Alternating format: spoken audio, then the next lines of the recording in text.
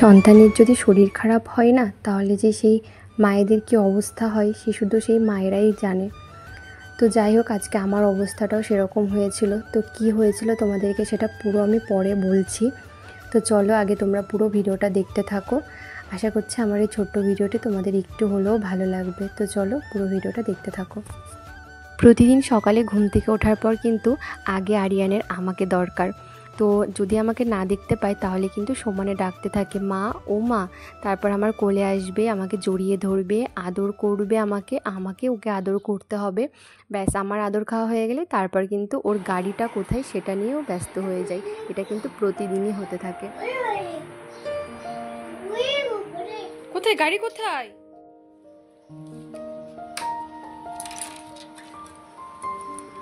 ওই যে নিয়ে আসো, যাও যাও যাও যাও যাও, গাড়ি নিয়ে আসো তাড়াতাড়ি তাড়াতাড়ি।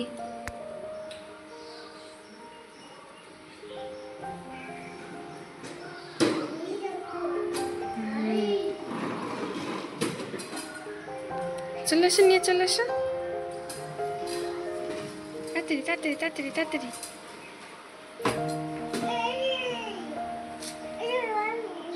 আচ্ছা ঠিক আছে, তুমি গাড়িটা আগে ঢোকাও, ব্যাস ঠিক আছে। আর তুমি পারবা না, আমি করে দিচ্ছি। না ঠিক আছে, তোমার গাড়ি পেয়েছো?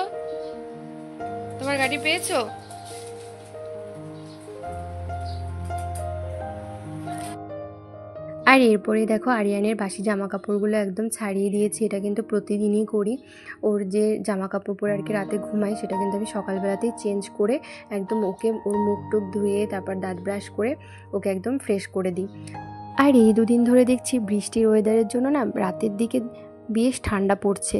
তো আরিয়ান তো গায়ে কিচ্ছু রাখে না, হালকা পাতলা কিছু দিয়ে দিলেও না গায়ে রাখে না, সেই জন্য ওকে ফুল হাতা জামা প্যান্ট পরিয়ে ঘুম পাড়াই। আর তারপরে না সকালবেলা ঘুম থেকে ওঠার পর ওই জন্য ওকে ওই জামাটা ছাড়িয়ে একদম হালকা পাতলা জামা প্যান্ট পরিয়ে দিই। আর তারপরে দেখো এই বালিশের ঢাকনাগুলো আজকে একটু ভাবছি কেচে দেবো, তো সেইগুলো রেখেছি। আরও সমানে এটা নিয়ে খেলা করছে। তো প্রত্যেকদিন ঘুম থেকে ওঠার পর কিন্তু আমরা ঘরের ভেতর এরকম একটু খেলাধুলা করি। তো সেই জন্য বেশ কিছুটা সময় লেগে যায় আমাদের নিচে নামতে। এত হিংসুটে বুড়ি।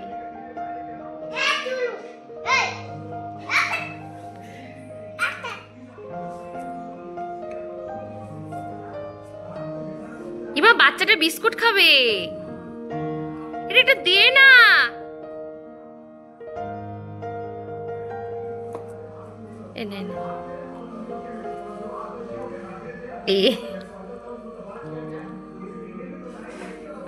দাঁড়া দাঁড়া বাবা, দাঁড়া দাঁড়া।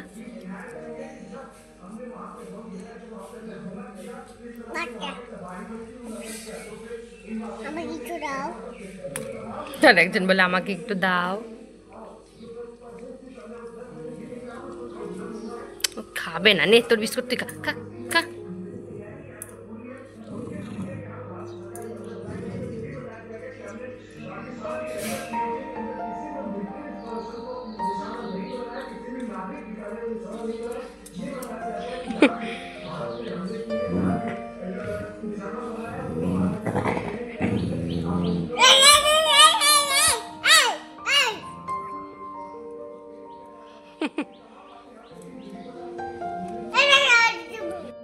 আর এদিকে দেখলে তো আমাদের রন্টিটা কত হিংসুটে।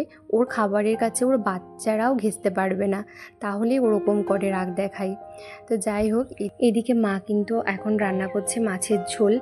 তো তার আগে কিন্তু সুজি হয়ে গেছে কড়া, তারপর আম ডাল করেছে, আর হচ্ছে আমি পাশে তেল গরম করতে বসিয়েছি। তো একটু পাঁপড় ভাজবো।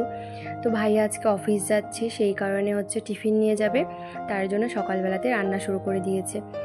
তো ও আর কি প্রত্যেক দিন কিন্তু অফিস থাকে না ওর, মানে ধরো যেদিন যাই তার পরের দিন চলে আসে, মানে ওই দিন থাকে তার পরের দিন চলে আসে, আবার একদিন পরে আবার যায়। তো এই হচ্ছে ব্যাপার, সেই জন্য আজকে এই যে যাবে। তো যাই হোক, এদিকে আমি পাঁপড়টা ভেজে নিয়েছিলাম, আর তারপরে কিন্তু এই যে মা এখনও টিফিনটা প্যাক করে দিচ্ছে। আর ও হচ্ছে সুজি খেতে কিন্তু ভীষণই ভালোবাসে। তো আজকে মাকে বলেছে সুজি করে দিতে, রাতে রুটি দিয়ে খেয়ে নেবে, মানে রুটিটা কিনে নেবে আর কি। তো এই যে আবারও বেশ কিছুক্ষণ পরে তোমাদের সামনে আর কি আসছি। তো এখন হচ্ছে আমি 2 পিস মাছ ভাজছি। এই মাছটা না পরে নেওয়া হয়েছিল, তো তো সেই কারণে মা বললো যে মাছটা ভেজে যে ঝোলটা সকালবেলা করেছিল মাছের ঝোল, তো তার মধ্যে দিয়ে দিতে। তো এখন মাছটা ভালো করে ভেজে মাছের ঝোলের মধ্যে দিয়ে দেবো। আর আজকে সকালবেলাতে মা মানে ভাবছিল যে ভাইয়াকে হয়তো টাইমের মধ্যে মাছের ঝোলটা করে দিতে পারবে না। তো আমি এসে বললাম যে ঠিক আছে, আমি তাড়াতাড়ি করে গুছিয়ে দিচ্ছি, চলো দেখা যাক ঝটপট করে হয়ে যায় কিনা। তো যাই হোক, টাইমের মধ্যে কিন্তু রান্নাটা হয়ে গেছিল। না দুজনে মিলে যদি একটু হাতে হাতে করে নেওয়া যায় না, তাহলে কিন্তু সবটাই আর কি টাইমের মধ্যে শেষ করা সম্ভব হয়। তো যাই হোক, তারপরেই দেখো আমি হচ্ছে আরিয়ানের জন্য একটু মাছের ঝোল করব, তো ওর জন্য শিং মাছের ঝোল এই সবজিটা দিয়েই করব আজকে। তো তারপরেই দেখো এই যে আমি মাছটা আর কি ভাজা মাছটা ঝোলের মধ্যে দিয়ে দিচ্ছি। আর এর আগে না আমি একটুখানি উচ্ছে আলু ভেজে নিয়েছিলাম। তো সকালবেলাতে তো মার রান্না সমস্তটাই হয়ে গেছিলো। তারপরে একবার রান্নাঘর মানে এত অগোছালো হয় না তাড়াহুড়োর সময়, তো রান্নাঘর গোছাতে গোছাতে অনেকটা দেরি হয়ে গেছিলো আমার। আবার এই যে এটা করছি না, তো আবার একটু অগোছালো হয়েছে। তো আমি যাই হোক হাতে হাতে কিন্তু এই রান্নাটা করতে করতেই আলু উচ্ছে ভাজতে ভাজতেই কিন্তু আমি রান্নাঘরটা গুছিয়ে নিয়েছিলাম পুরো। তো যাই হোক, আমার রান্নাঘরের কাজটা কিন্তু মোটামুটি হয়ে গেছে। তো এখন শুধু এই মাছের ঝোলটা হবে, আর কয়েকটা বাসন আছে বেসিনে, তো সেইগুলো ধুয়ে দেবো। আর হচ্ছে তারপরে কিন্তু ওভেনটা পরিষ্কার করে নেব। সারাদিনে সংসারের এত কাজ থাকে না, কি বলবো, কোথা দিয়ে যে সময় পার হয়ে যায় সত্যিই বুঝতে পারি না। আজকে ভেবেছিলাম যে আমাদের ঘরটা একটুখানি গুছাবো, মানে একটু ডিপ ক্লিন করব আর কি। আমাদের যে বক্স খাটটা না, বক্স খাটের নিচে না ভীষণ নোংরা পড়েছে। আমি কিছুদিন আগে পরিষ্কার করেছিলাম, তারপর না আর কি হয় না, বক্স খাটের নিচে আর কি দেখবে ঝুল পড়ে বেশি। তো ভাবছিলাম আজকে একটু পরিষ্কার করব। ওপরেরগুলো মানে যে শোকেসটা, তারপর খাট, এগুলো তো আমি মাঝে মাঝেই পরিষ্কার করে দিই, এগুলোতে অতটা নোংরা নেই। তো ভাবছিলাম আজকে একটু খাটের নিচটা পরিষ্কার করব, কিন্তু এই দিকটা করতে গিয়ে না আর ওই দিকটা হয় না। তো এইরকমই আর কি, একদিক করতে গেলে আর একদিক হয় না। তো দেখি আবার একটু সময় বার করতে হবে। ভেবে রেখেছিলাম, যেহেতু সকালবেলার রান্না করার পর অনেকটা সময় আমাকে রান্নাঘরে থাকতে হয়েছিল, আর মা ছিল আরিয়ানের সাথে। আরিয়ানটা এত দুষ্টু হয়েছে না, ওকে চোখের আড়াল তো করা যায় না, তো কাউকে না কাউকে থাকতে হয়। আমাদের বাড়িতে এত কাজ কি বলবো, একটু যদি বুদ্ধি খাটিয়ে না করা যায় না, তাহলে কিন্তু একটা করতে গিয়ে দেখবে আর একটা একদমই হবে না। তো সেই কারণে দেখো আমি একটু চেষ্টা করি বুদ্ধি খাটিয়ে কাজ করার। এদিকে দেখো রান্নাঘর কিন্তু আমি সমস্তটা মানে ম্যাক্সিমাম কাজ কিন্তু গুছিয়ে রেখে গেছিলাম। তারপর রান্নাঘরটা মানে মুছেও ফেলেছি। তারপরে গিয়ে স্নান করে চলে এসেছিলাম। স্নানটা করে এসে এখন এই যে এই কাজটুকু করছি। মানে এটা করতে কোনো একটা অসুবিধা হবে না, খুব একটা ঝামেলার কাজ না। সেই জন্য আসলে স্নানের পরে তো সব কাজ আর করতে ইচ্ছা করে না, সেই জন্য আর কি স্নানের আগে আমি ঘরটা মুছে রেখে গেছিলাম। আর দেখলাম যে যদি আমি এই সমস্ত কিছু কমপ্লিট করে যাই, তাহলে আমার স্নান করতে অনেক দেরি হয়ে যাবে, আর আরিয়ানকে খাওয়াতেও দেরি হয়ে যাবে। তো যাই হোক, দেখো সন্ধ্যার পরে না আরিয়ান খুব কান্নাকাটি করছিল। আমরা প্রথমে বুঝতে পারিনি, ভেবেছিলাম হয়তো বাইরে ঘুরতে যাবে সেই কারণে। তো যাই হোক, তারপর আমি ওকে সন্ধ্যার খাবারটা যখন খাওয়াই, তখনও কিন্তু ও পুরো ঠিক ছিল। হঠাৎ করে না আমার কোলে বসে মানে হাত ধরে খুব কাঁদছে। আমি বললাম, বাবা কী হয়েছে, হাতে হাতে ব্যথা, ডান হাতে আর কি।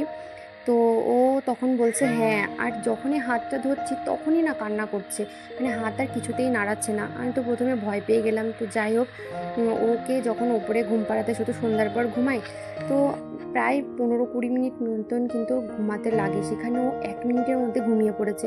আসলে ওর যখন খুব কষ্ট হয় না, তখন ও আর কি ঘুমিয়ে পড়ে, ও কিন্তু একটু আর জেগে থাকতে পারে না। তো সেই জন্য আরও বেশি চিন্তা হচ্ছিল। তো আমরা সবাই তো আর কি বলাবলি করছিলাম যে ডাক্তারের কাছে নিয়ে যেতে হবে, তারপর এক্সরে করতে হবে। এত দূর অবধি আমরা চলে গেছিলাম, আর আমি তো সমানে কান্নাকাটি করছি। মানে ওর কান্না দেখলে না যে কারোরই কান্না পেয়ে যাবে। মাও ছিল আমার পাশে, তো মানে ওর পাশে আমি আর মা ছিলাম, আর বাবাই তো বারবার করে নিচে যাচ্ছে, একবার উপরে আসছে যে কি হয়েছে আর কি।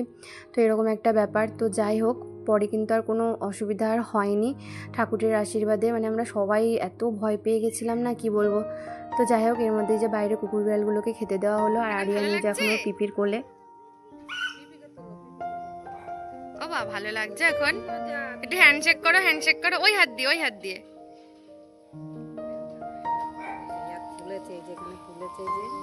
এই হাতে থেকে ইয়াত ফোলা। আমার মনে হয় ওই কবজিতে লেগে না, চেপে বেঁধে রেখে দিবি। নেই তো আমাদের না, রেড ব্যান্ডেজ হলে পরে বেঁধে রাখলে পরে। আমার চওড়া আছে, চওড়া দিলে হবে না। ঠিক আছে, কিচ্ছু হবে না। কি মজা, পিপি এসেছে, কি মজা। সবাইকে টাটা দিয়ে দাও তো, ওই হাতে টাটা দাও। এই তো দুটো হাতে টাটা দিতে, কই কিছু হয়েছে? কিচ্ছু হয়নি। হ্যাঁ কিছু হয়নি, সরি মা। তুমি সরি বলছো কেন বাবাই? তো আজকে সন্ধ্যার পর থেকে এতটা অবস্থা খারাপ ছিল আমাদের বাড়ির, ওকে নিয়ে সবাই এত চিন্তা করছিলাম কি বলবো। এখন এত শান্তি লাগছে না, মানে একটা আলাদাই রকম শান্তি লাগছে যে ও ঠিক আছে। আসলে হয় হয় না, বাচ্চারা হয়তো খেলতে খেলতে কোনো জায়গায় হয়তো হাতটা একটু মোচড় খেয়ে গেছে, ওরকমই কিছু একটা হয়েছিল। তো যাই হোক, এখন ওকে দেখে সত্যি ও যে হাসছে, ও যে খেলছে, ভীষণ ভালো লাগছে। তো চলো আজকের ভিডিওটা তাহলে এই পর্যন্তই। আর রাতের বেলা না কিছু করতেও ভালো লাগেনি, চুপ করে ওর সাথেই ছিলাম। তো এই আর কি, চলো ভিডিওটা কেমন লাগলো অবশ্যই কমেন্ট করে জানিও। আর তোমরা একটু আরিয়ানের জন্য আশীর্বাদ করো না গো, যেন খুব ভালো থাকে, সুস্থ থাকে।